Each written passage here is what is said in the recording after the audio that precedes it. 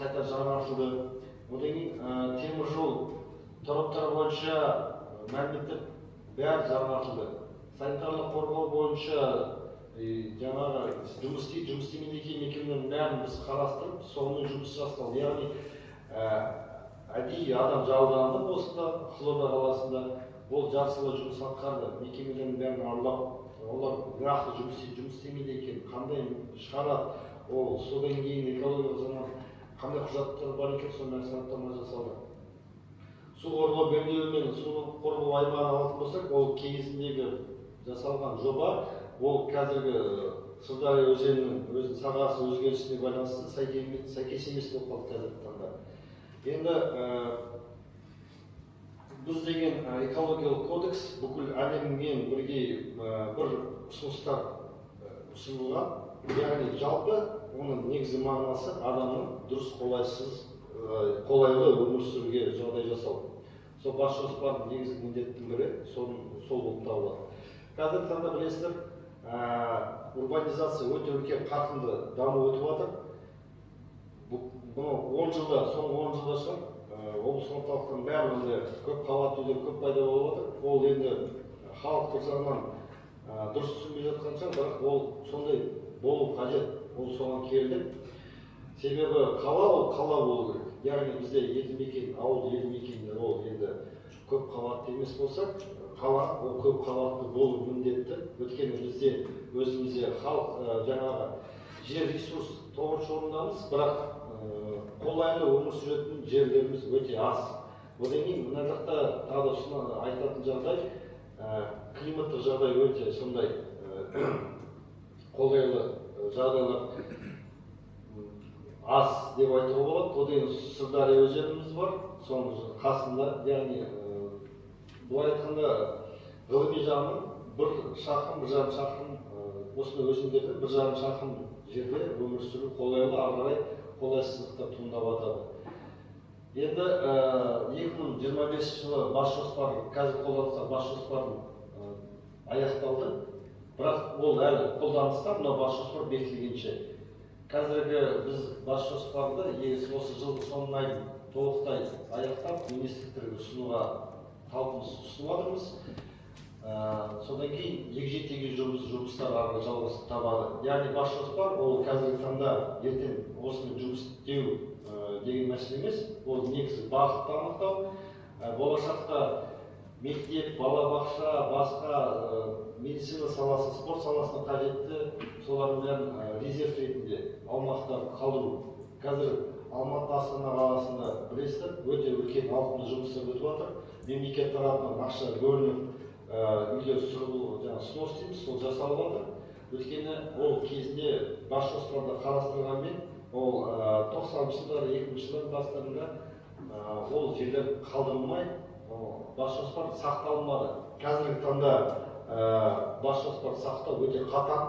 Сондықтан да осы бойынша жұмыс атқаратын болсақ, ондай келешекте мәселе туындамайды.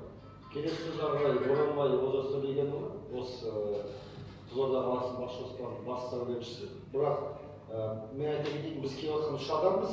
Жалпы осы бас жоспар осындай түрінде келу үшін 40 адамдай қызмет етті. Әртүрлі саладан, оның ішінде климатологымыз бар, экономист бар, келмей қалған, көлік жүйесі бойынша. Жалпы көп адам осы жоба осындай туындау үшін жұмыс атқарды. Ары қарай Боранбай Олжас Төлегенұлы, рахмет.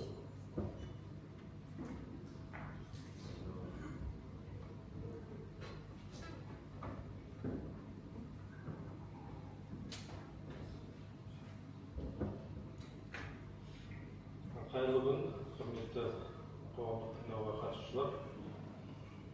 Жаңа енді бас жоспардың мән-жайын негізгі мақсаттарын айтып кетті, бірақ баяндаманы басынан бастап айтып шығайық. Қызылорда қаласының бас жоспары Қазгидромет жобалар институты мен Қызылорда қаласының сәулет және қала құрылысы бөлімінің арасындағы келісімшартына сәйкес орындалды. Бас жоспар деген ол жалпы елді мекеннің дамуын айқындайтын өте кешенді, ауқымды қала құрылыстық жоба, жұмыс.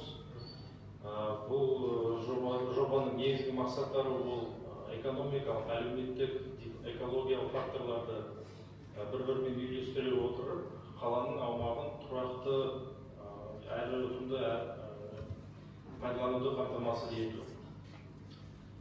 Бас жоспар жалпы көптеген заттарды қамтиды, соның ішіндегі ең бастысы енді функционалдық аймақтарға бөлу, яғни қаланың қай жағы, қала аумағының қай жерде тұрғын үй, қай жерде өнеркәсіп, қай жерде демалыс орны, саябақтар, қай жерінде қоғамдық нысандар және тағы басқалары орналасуын осы функционалдық аймақтарға бөлу болып табылады. Одан кейінгі келесі үлкен атқаратын мақсаты ол қаланың инфрақұрылымын дамыту.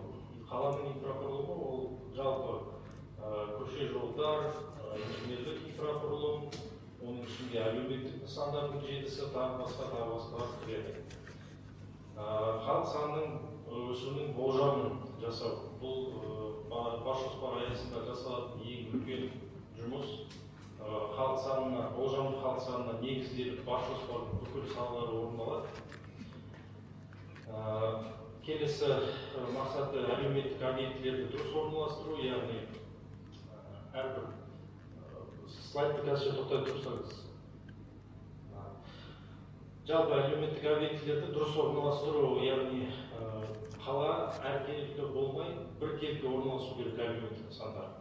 Оның ішінде мектептер, ауруханалар, емханалар, балабақшалар тағы басқа.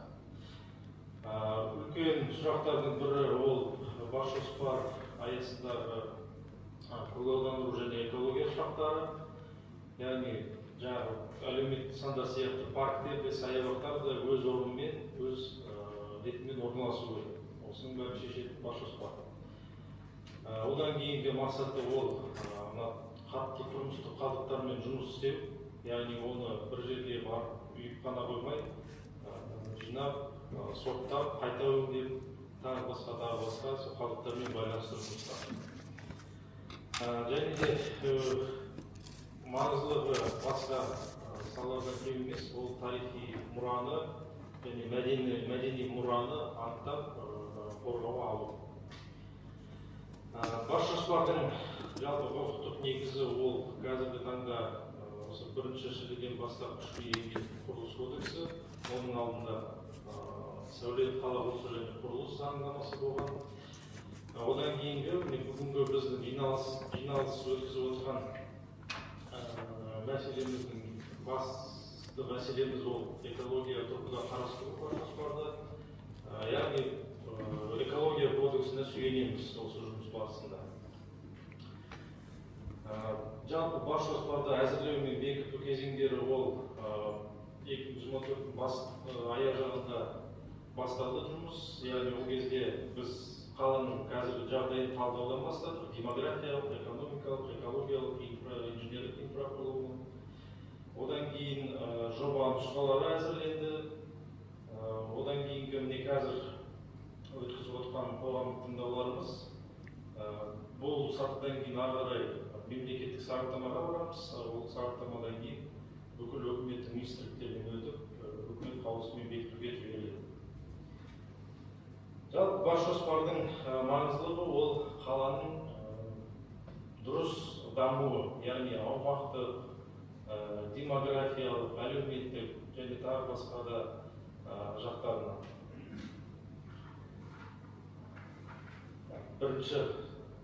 Бесінші слайдқа көшейік.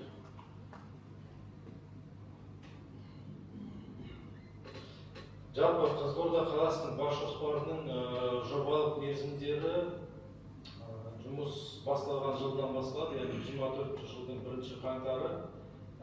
Осы 26 жылдың 1 қаңтарына бүкіл мәліметтердің бәрі жаңартылып шықты, нақтыланды.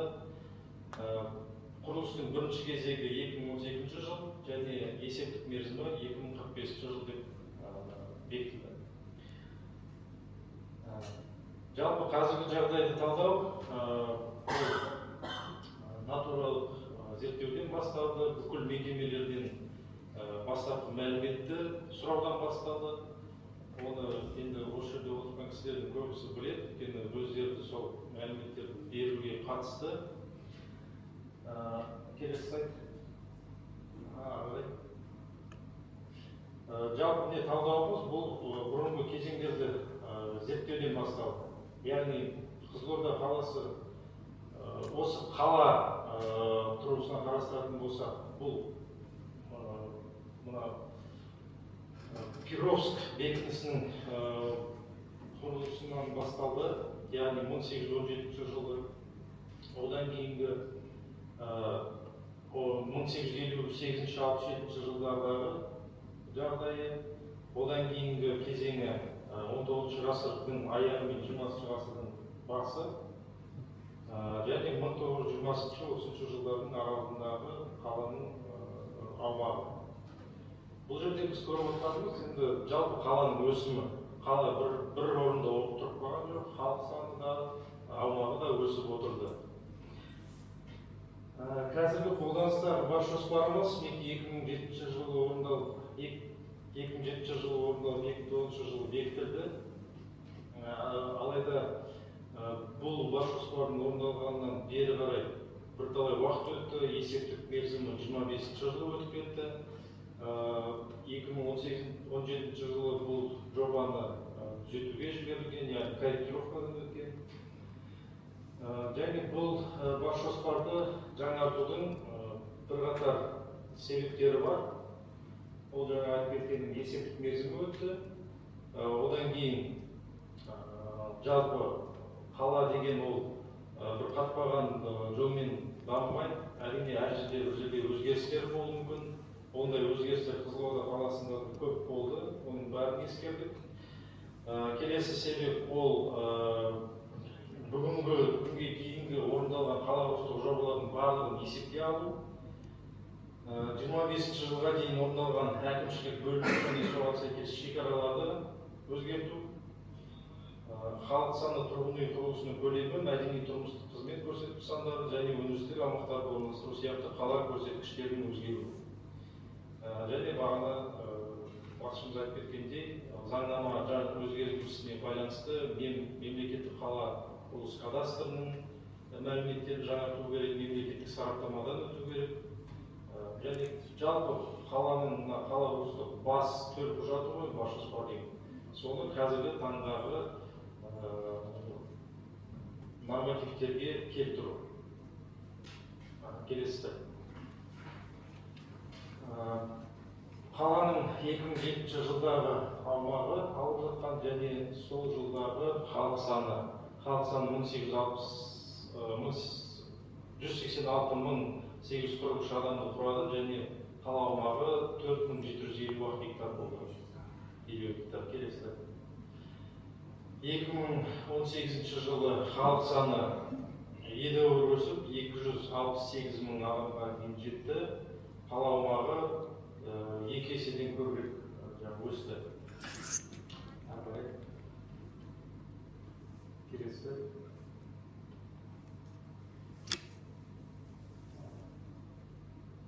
Келесі слайдта енді қазіргі 2026 жылдағы аумағы мен халық саны, яғни халық саны 287.601 адамды құрады және қала аумағы 14.000 гектарға тең болды.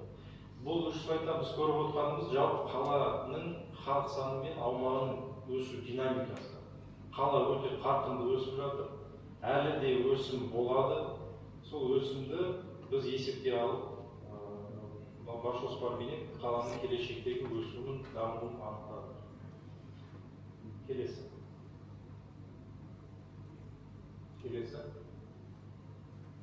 Тағы. Жалпы мына қала бас жоспар, бұл жаңа айтып кеткенде бұл өте үлкен, ауқымды, кешенді жұмыс. Бір ғана схемадан емес, 20-дан астам схема орындалды. Түсіндірме жазбасы бар, 7 томдық. Осы графикалық материалдардың бірінші схемасы бұл елді мекеннің қоныстандыру жүйесіндегі орналасу схемасы. Бұл жерде біз көретініміз жалпы Қызылорда қаласы іргелес жатқан аумақтармен қандай байланыста, қандай қатынастарда, қала сыртынан келіп қосылатын инженерлік инфрақұрылым, көше жол, сыртқы жолдардың инфрақұрылымы, басқа табиғи ландшафттық